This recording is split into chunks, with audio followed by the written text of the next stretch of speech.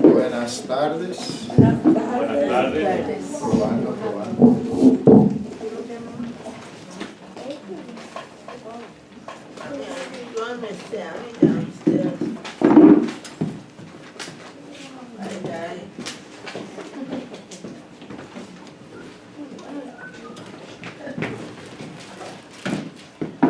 Buenas tardes. Buenas tardes. Sí. El pueblo de Israel es un pueblo muy especial. Los israelitas, los judíos, en el plan de Dios son muy especiales. Tienen algunas ventajas que los gentiles no tenemos. Sin embargo, hay que entender en qué sentido han sido especiales.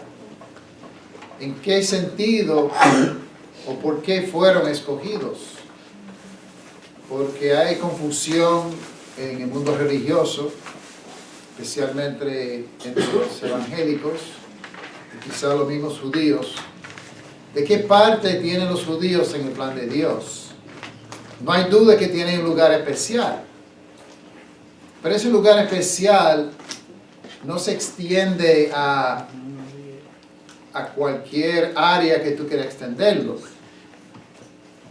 Si tú tienes un niño que tiene que salir para ir a la escuela antes que los otros niños, quizás por la mañana, es especial porque le da el desayuno primero a ese niño. Pero por ser especial en recibir su desayuno primero, no quiere decir que va a ser especial para recibir la comida primero por la noche. Por alguna razón fue especial, fue escogido, pero no quiere decir que es especial en todo sentido de la palabra, ni que se puede aplicar ese favor que Dios le ha dado a toda situación. O sea, lo más importante que tenemos que entender es que los judíos no pueden salvarse sin Cristo. Necesitan a Jesús como todos nosotros para ser salvos. Pero este capítulo en particular de Romanos, capítulo 11, es un capítulo que quizás más se ha utilizado para torcer precisamente lo que el capítulo quiere enseñarnos.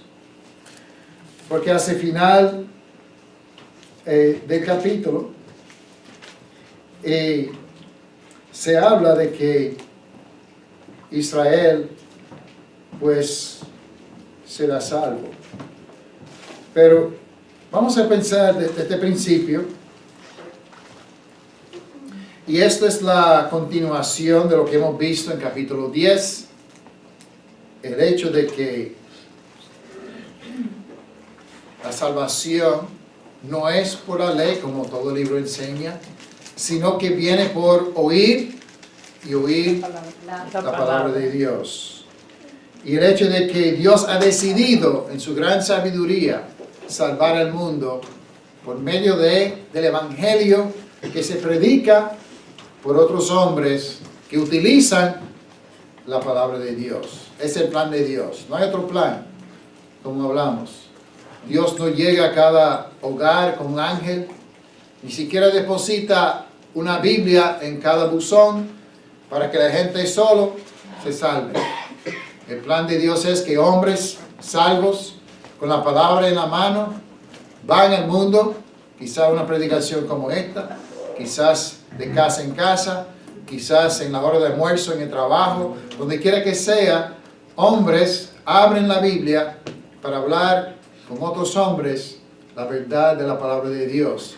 Y esa persona, al escuchar, por oír la palabra de Dios, viene la fe, y uno invoca el nombre del Señor, confiesa con la boca, se bautiza y se salva. Es el plan de Dios de salvación. Y ese plan de Dios no es diferente para los judíos y para los gentiles. La única diferencia es que se ofreció la salvación. ¿Y cuál es el mensaje que se predica cuando se abre la Biblia? Pues se predica el Evangelio, la muerte, sepultura, resurrección de Cristo. Es la fe en lo que Cristo hizo y lo que la palabra dice acerca de Jesús. Ahora, al ver todo lo que hemos visto hasta ahora en Romanos, uno puede hacer la pregunta, como se hace en capítulo 11, versículo 1. Digo pues, ¿ha desechado Dios a su pueblo? En ninguna manera. O sea, Israel fue escogido, una nación especial. Dios hizo la promesa a Abraham, que se pasó a Isaac, que se pasó a Jacob, que se llama también Israel. Israel es el padre entonces de toda la nación, las 12 tribus de Israel. Y fue un pueblo escogido por Dios. Dios lo ha desechado en ninguna manera. ¿Qué dice Pablo? Porque también yo soy israelita, de la descendencia de Abraham, de la tribu de Benjamín. ¿Qué está diciendo Pablo? Pablo está diciendo que el pueblo escogido por Dios son los que por fe creen en Jesús. Y el primer ejemplo que da que Dios no ha desechado a Israel es decir, mira, yo soy israelita. Dios no me ha desechado. Yo también soy salvo. Siendo israelita, Dios no me ha abandonado. Dios no ha dicho, tú eres judío, no te puedes salvar. Dios ha salvado al mismo Pablo que escribe esto, que es judío, que se preocupa también por su nación. Dice en versículo 2, no ha desechado Dios a su pueblo, al cual desde antes conoció. ¿O no sabéis que dice de Elías la escritura, como invoca a Dios contra Israel, diciendo, ¿se acuerda de Elías? Cuando se puso triste, como nosotros a veces hacemos. A veces nos sentimos solitos, que nadie quiere seguir a Dios. Tanta gente que yo quiero invitar y no vienen y la iglesia va disminuyendo en tamaño y se va desapareciendo los fieles. Y Dios, yo soy el único que ha quedado. Y así Elías quedó un día, cuando después de la gran victoria en el Monte Carmelo, cuando bajó fuego del cielo y consumió el altar y se mataron a todos los profetas de Baal. Pues después de eso, cuando le buscaron la vida, Jezabel quería matarlo, pues él se puso triste, se deprimió. Y dice en 11:3, citando a 1 de Reyes 19, Señor, a tus profetas han dado muerte, y tus altares han derribado, y solo yo he quedado, y procura matarme. Yo soy el único. Pero ¿qué dice la divina respuesta?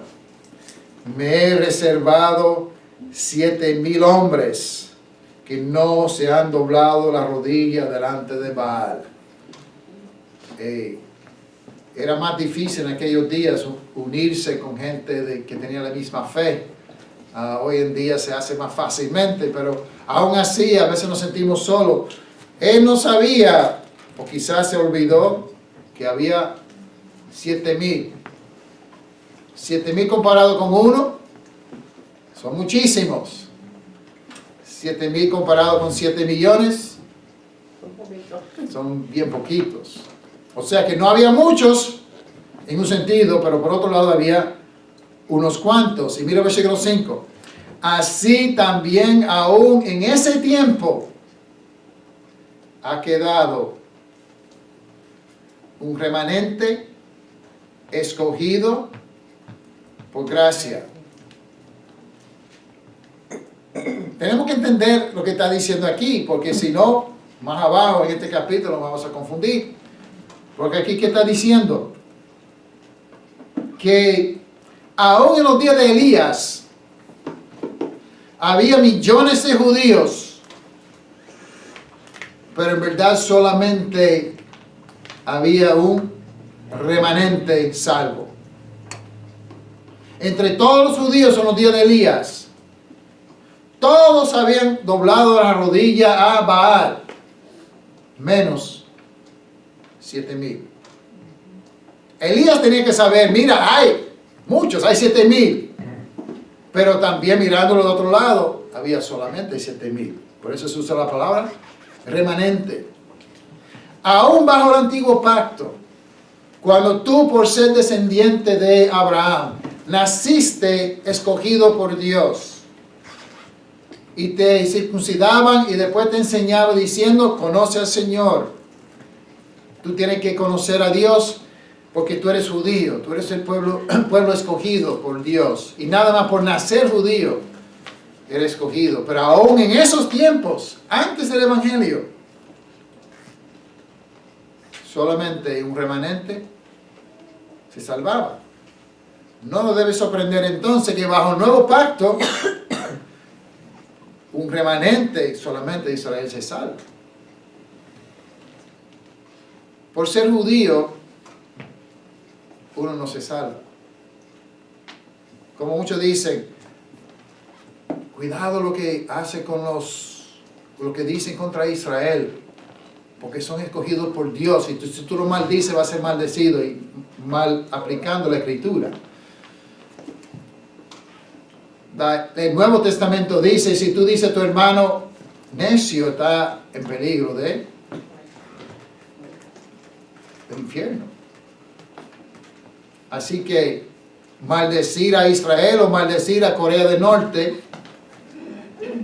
para un cristiano es lo mismo, es pecado. O sea que no estamos diciendo esto para decir, tú puedes maldecir a Israel porque no son... No. No podemos maldecir ni al enemigo. Si tu enemigo tuviera hambre, dale de comer. O sea, lo que estamos diciendo no es para abrir la puerta hacia maldecir o maltratar o hacer nada contra Israel. Todo lo contrario. Porque lo que se ve aquí es que Dios quiere que se salven, sabiendo que solamente un remanente se va a salvar. Como dice en versículo 6. En 5 Dios ha quedado un remanente escogido por gracia. Eso es muy interesante también, porque hay confusión en esta parte, este detalle también de lo que es la gracia. Dicen que no es por obras en el próximo versículo, sino por gracia. Pero fíjese una cosa. Los que eran escogidos por gracia eran los que decidieron de su propia voluntad no doblar la rodilla a Baal. ¿Se fijan? Que es por gracia, pero no divorciado, no separado del libre albedrío del hombre. El hombre tiene que decidir. En los días de Elías, ¿cuántas personas decidieron no doblar la rodilla? 7,000. Y dice que eran escogidos por gracia. Ahora mira el versículo 6. Aparenta decir, bueno, vamos a decir esta parte. No doblar la rodilla a Baal es una obra de fe o es una obra, como dicen, meritoria o que te hace merecer algo.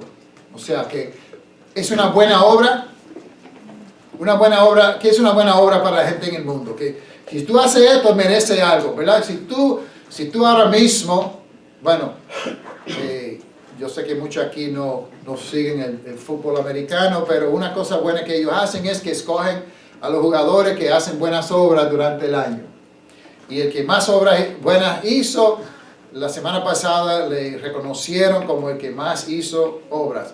Pero esas son obras que merecen un reconocimiento, que recogen fondos para los damnificados de un huracán o que ayudan a los niños que tienen cáncer o que hacen esto, lo hacen lo otro. Esas son obras que se deben pagar, que se deben por lo menos reconocer.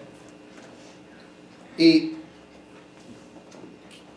te van a reconocer si tú no doblas la rodilla a Baal. ¿Quién te va a hacer pasar al frente en una asamblea política o en una arena de deporte? Decir, mira, aquí tenemos el mejor jugador del año que no dobló la rodilla a Baal. Se fija que hay obras, pero que son obras de fe. Cosas que uno hace porque tiene una fe viva. No lo hace para reconocimiento, no lo hace para ganarse algo. ¿Qué dice el versículo 6? Y si por gracia, no es por obras. ¿Cuál clase de obras?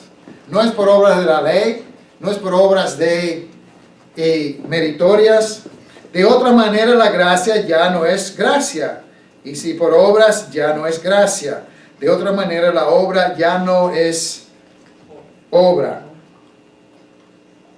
O sea, ¿en qué sentido la mayoría de los judíos buscaban la salvación?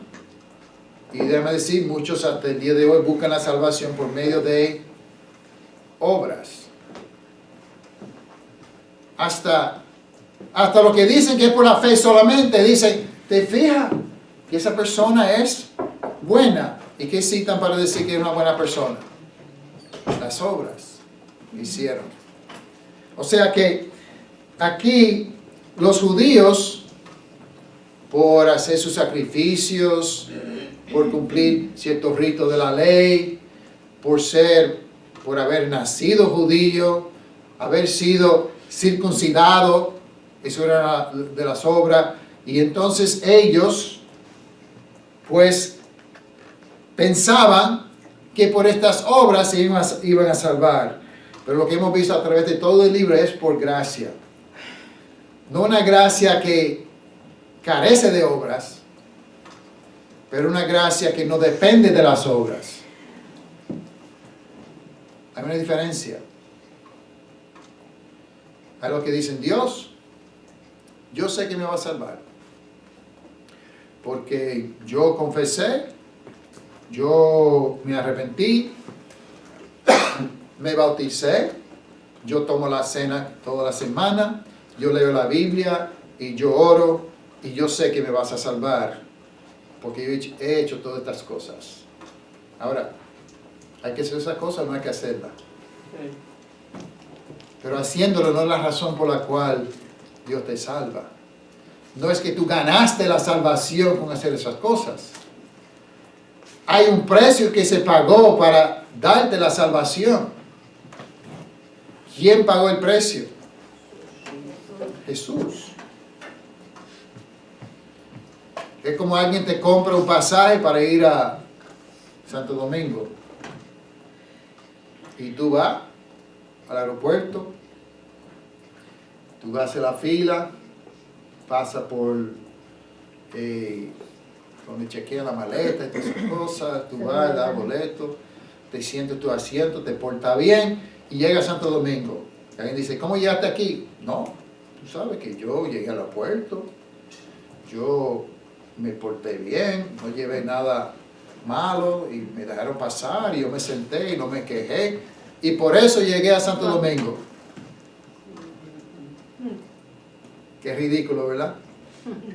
Ahora, si no hace esa cosa, no llega. Pero no es por eso que llegaste. ¿Por qué llegaste? Porque alguien te pagó el precio. Porque por muy bien que te porta y muy bonito que tú sonríes, no te van a dejar pasar si no paga el precio. Por muy bonito y muy limpia que sea la maleta, que no tiene arma, que no tiene nada, ¿verdad? No por eso tú vas a ganar el viaje a Santo Domingo. Alguien tiene que pagar el precio. Si decimos que somos salvos es porque Cristo pagó el precio. Y es por gracia. ¿Qué tú pagas? ¿Qué hiciste? Me porté bien en el avión, no pasé ninguna armas, y por eso yo merezco. ¿Tú mereces? No, tú no mereces nada. Ahora, si no haces esa cosa, va a llegar. Tú te montas en el avión y empieza un motín, empieza a tirar cosas y insultas al piloto y ¿tú crees que va a llegar? Tampoco. Hay que hacer esas cosas para llegar. Hay que creer, hay que bautizarse, hay que tomar la cena, todas esas cosas que hay que hacer para llegar, pero así tú no pagas tu pasaje. El pasaje lo pagó Cristo con su sangre preciosa.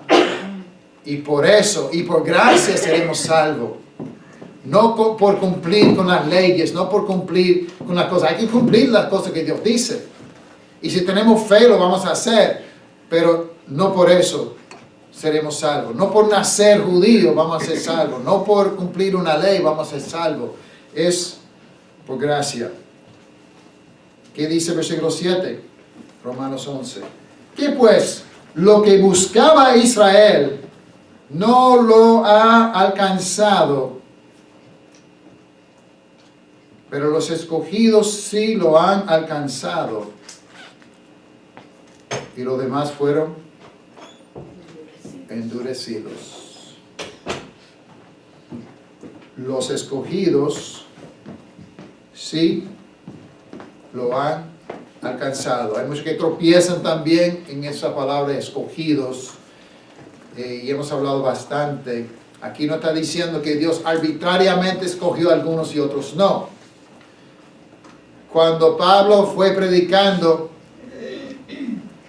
¿a quién predicaba primero? A los judíos.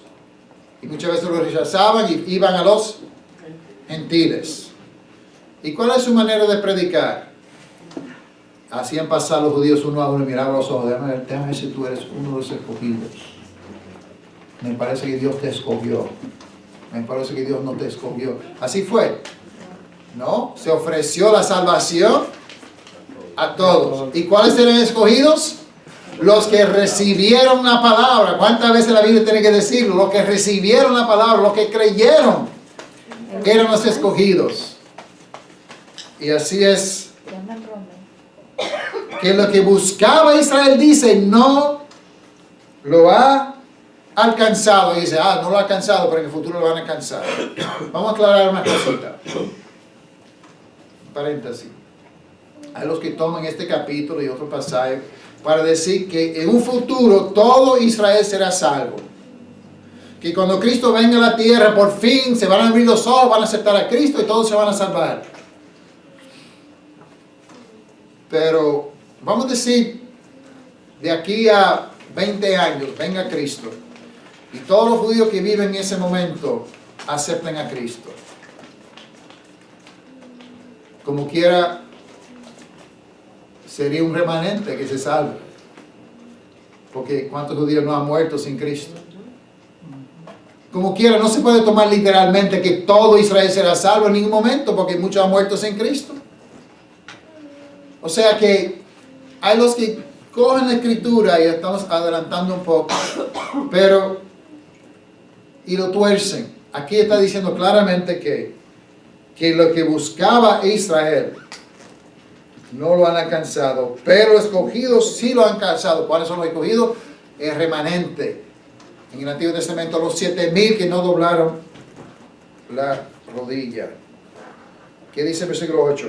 Como está escrito, Dios les dio un espíritu de estupor, ojos que no vean y oídos con que no oigan hasta el día de hoy. Se puede buscar en Deuteronomio 29 y Isaías 29. Dios le dio espíritu de estupor.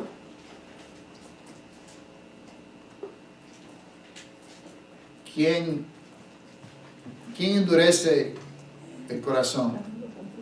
¿Dios endurece el corazón de la gente o la gente endurece su propio corazón? Ok.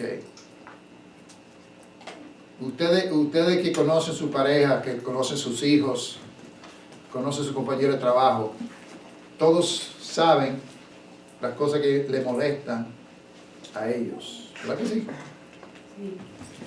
A veces decimos de apretar los botones, ¿verdad?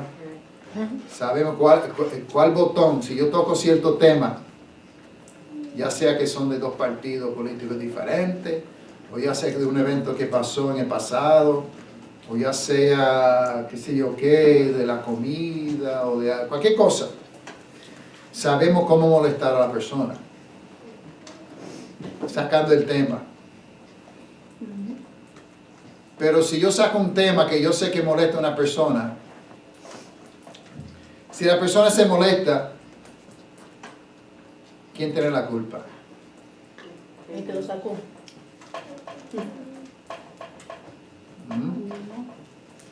Uno mismo. Nosotros hemos hablado en este libro de Romanos de dominio propio. ¿Quién me puede hacer enojar? Yo. Tú puedes sacar un tema que me hace enojar, pero el que decide enojarse soy yo. Así que cuando Faraón endureció su corazón, Dios sabía lo que iba a hacer, endurecer el corazón de Faraón. Y dice varias veces en las 10 plagas, Faraón endureció su corazón, hasta que más adelante empieza a decir, y Dios endureció su corazón. Porque Dios siguió haciendo cosas que sabía que iba a hacer endurecer su corazón. Y cuando Cristo vino, y los judíos, muchos de ellos lo rechazaban, y a veces cuando Jesús decía algo difícil y no la querían aceptar, por ejemplo cuando dijo, ustedes tienen que comer mi sangre, beber mi sangre, y dijeron, esto es una dura palabra, y dice, si eso es dura, te voy a dar una más difícil. ¿Quién estaba endureciendo el corazón? Pues Dios, Cristo. Pero estaba endureciendo el corazón que estaba dispuesto a endurecerse para aclarar y dividir entre los que en verdad quieren seguir a Dios y los que no quieren seguirle. Pero en verdad, ¿quién tiene la culpa de que el corazón se endureció? La misma persona. Es que, como dicen, el mismo sol que derrite cera, la cera como de velas, eso es cera, se llama eso. El sol, ¿verdad? El calor lo derrite. Ese mismo sol endurece el lodo, endurece el barro, ¿verdad que sí? El mismo sol, cuando se derrite la cera, que tú dices, el sol derritió la cera.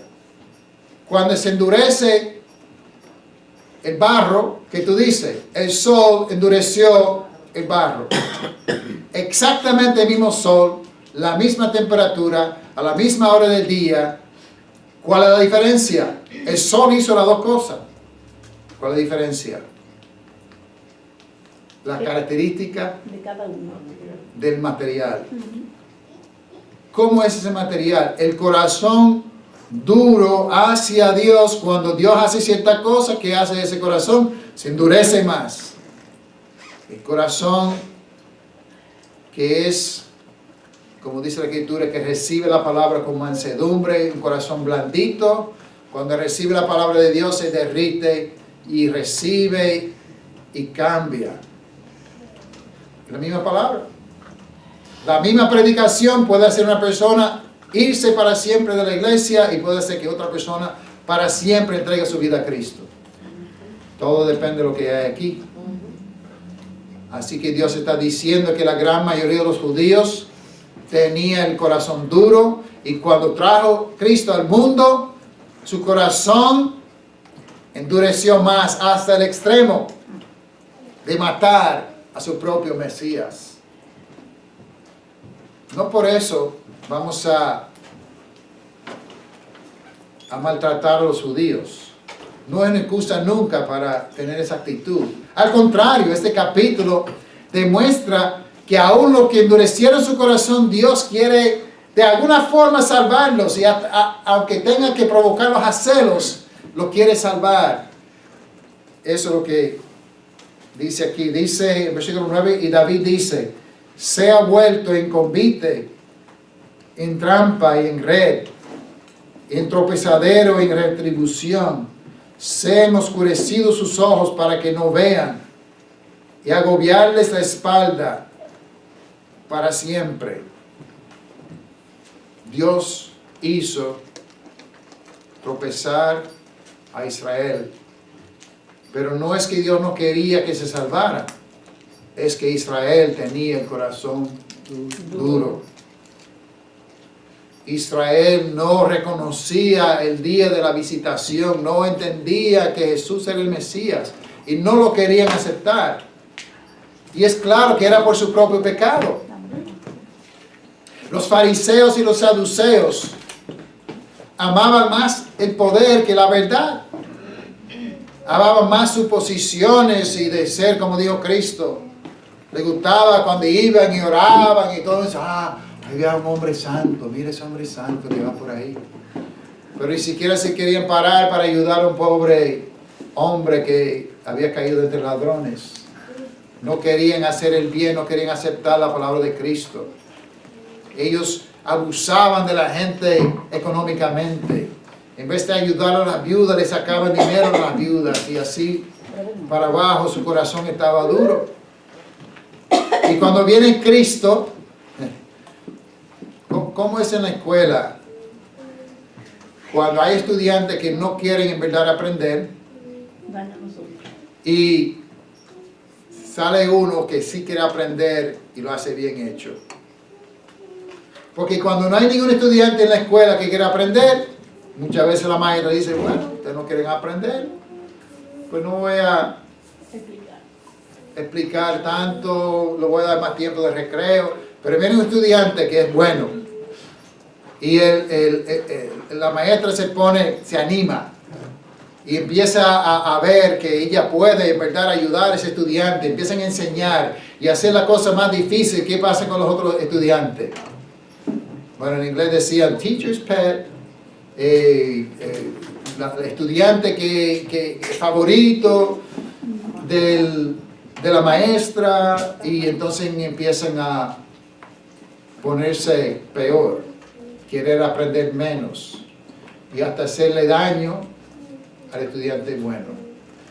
Porque ¿qué pasa ahí? Un estudiante, esto pasa en el trabajo también.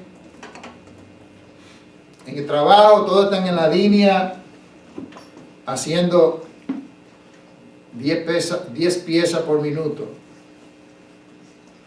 Y viene uno nuevo y hace 20. ¿Y qué dicen los demás? Mira, por hora, no por aguántate por hora, ¿qué? No trabaja tan rápido, lo están haciendo ver mal porque está haciendo un buen trabajo. Y todo el mundo odia a una persona que hace un buen trabajo. Vino Cristo, no solamente hizo un buen trabajo, sino que era perfecto. Perfecto, no falló en nada. Cuando venía para acusarle, siempre tenía una forma de contestar que la gente quedaba boba. ¿Cómo es posible que el hombre hable de esa manera? Aun cuando tenía 12 años, estaba sorprendido por su manera de hablar. Y eso lo hacía ver mal a los líderes religiosos. Es como Simón engañando a todo el mundo, y viene Felipe y hace milagro de verdad. Y entonces Pedro después viene y pone la mano sobre la gente, y Simón quedó atónito con milagro de verdad. En ese caso quería comprar, pero veía la diferencia. Esa diferencia causa celos. Y cuando Cristo vino, la gran parte de los judíos, en vez de por fin seguir a Dios de verdad como Cristo estaba enseñando, decidieron, la gran mayoría, rechazarlo. Esos celos de un hombre que ellos sabían que era mejor que ellos. Hasta Pilato, un romano que no le importaba a nada y a nadie, pero por lo menos los romanos tenían cierto sentido de justicia. Dijo, no hay nada malo en este hombre. Él sabía que era por celos que lo entregaron. Y así es que ¿cómo es que Dios endureció a Israel? Solo y sencillamente a colocar a su único hijo en medio de ellos. No tenía que hacer mucho, pero eso lo hizo a ellos. Lo hizo entonces endurecer. Versículo 11. Digo pues, ¿han tropezado los de Israel para que cayesen? En ninguna manera. Dios no endureció a Israel para hacerlos caer. Pero por la transgresión vino la salvación a los gentiles para provocarlos a celos. Y esta es la introducción a todo lo que viene a continuación, Y lo vamos a resumir en pocos minutos ahora, lo que va a venir en otro mensaje. Pero lo que está diciendo es, el plan de Dios era salvar a Israel y salvar a los gentiles. Y se da una representación de un olivo, ¿verdad? Que era el olivo de Dios. Y ciertos olivos silvestres fueron injertados en ese olivo. Pero el olivo original era Israel. Y cuando rechazaron a Jesús, fueron cortados las ramas naturales. Y las ramas del olivo silvestre fueron injertados. Así que el pueblo de Dios, hay una continuación entre el Antiguo y el Nuevo Testamento, donde se usa la palabra Israel para aplicarse tanto a Israel del Antiguo Testamento como el Israel espiritual del Nuevo Pacto. Pero ¿qué hizo Dios? Los judíos que rechazaron a Jesús, los cortó, lo echó a un lado, injertó a los gentiles. ¿Qué pasa en un hogar cuando se trata a un sirviente mejor que los hijos? Celos. Eso pasa a veces los hijos tratan tan y tan mal a los padres que dicen, bueno, mi herencia no va para los hijos, va para esta gente que me atendieron mejor. Y los hijos se provocan a celos. Hasta pueden hacer con esos celos, quizás matar, o quizás pueden darse cuenta, mira, verdad es, esta persona atendió mejor a mi padre que yo mismo. Y eso me ha enseñado algo. En los pocos años que queda mi padre, no para ganar la herencia, pero sí para hacer lo que es correcto, voy a tratar mejor a mis padres. Así que Dios usó este sistema, cortando los hijos naturales, los israelitas, que eran por sangre hijos de Abraham y podían ser también por la fe hijos de Abraham. Mira qué ventaja. Y Dios quiere salvarlos, pero no quieren creer en Jesús. Pues ¿qué hace? Bueno, ya no son parte de mi pueblo. Aquí tengo mucha gente que quieren escuchar. Y así cuando Pablo iba de ciudad en ciudad, los judíos siempre rechazaban la mayoría y iba a los gentiles. Y cuando los gentiles entonces recibían la palabra, ¿cuál era la idea de Dios? Que por medio de los judíos, de los gentiles salvos, salvar a los judíos. ¿Cuál es la mejor esperanza? En este pueblo no conozco muchos judíos. En Nueva York, cuando vivía allá, había 2 millones de judíos en Nueva York. Tenía muchos amigos judíos. ¿Cuál es la mejor esperanza que tiene un judío hoy día para ser salvo? No es yendo a la sinagoga, no es escuchando a los rabinos, es llegar a conocer un gentil que sea cristiano. Y por la boca de ese gentil y con la palabra abierta, escuchar la palabra, porque la fe viene por oír y oír la palabra de Dios. Dios quiere que nosotros, que no persigamos a los judíos, sino que cuando tengamos oportunidad, que prediquemos el mismo mensaje que nos salvó a nosotros, que lo prediquemos a ellos para que sean salvos. Ese es el plan de Dios, porque Dios quiere que todo Israel espiritual se salve. Y si Dios permite, seguiremos con este capítulo en otra ocasión. Amén. Vamos a orar. Padre, te alabamos porque tú eres grande. Gracias que aquí en el libro de Romanos tú revelas tu plan de salvación tanto para los judíos como para los gentiles. Gracias que tú abriste la misma puerta para nosotros que para ellos, que todos podemos ser salvos en Cristo Jesús por la gracia y por la fe. Quita de nosotros, Señor, todo orgullo, todos celos, toda contienda, todo lo que no te agrada, Señor, para ser salvos nosotros y ayudar tanto a gentiles como judíos, para que sean salvos. Lo pedimos en el nombre de Jesús. Amén. Amén.